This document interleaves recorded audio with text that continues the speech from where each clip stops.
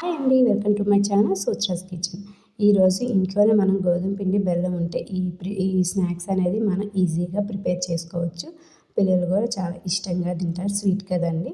ఇప్పుడైతే ఒక కప్పు గోధుమ పిండి వేసుకొని మనం బాగా కలుపుకొని ముద్దలాగా తయారు చేసుకోవాలి. చూసారు కదా, ఈ విధంగా తయారు చేసుకున్న తర్వాత ఇప్పుడైతే మనం చపాతీ చేసేసుకోవాలి. కొంచెం మందంగా తయారు చేసుకోవాలి మనం ఇది. చూసారా, ఈ రకంగా చేసుకోవాలి. ఇప్పుడైతే 4 వైపులా సమానంగా కట్ చేసుకోవాలి. ఈ వీడియో కానీ మీకు నచ్చినట్టయితే లైక్ చేయండి, షేర్ చేయండి, కామెంట్ చేయండి. సబ్స్క్రైబ్ ఎవరైతే చేసుకొని వాళ్ళు ఉంటే please subscribe to my channel sutras kitchen.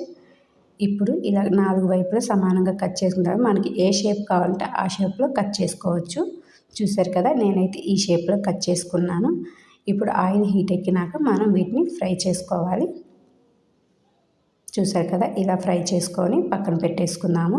ఈలోపు వేరొక కడాయి పెట్టుకొని 1 కప్ బెల్లం వేసుకొని 2 లేదా 3 టేబుల్ స్పూన్ నీళ్ళు పోసుకొని బాగా కరిగిపోవాలి ఇదంతా.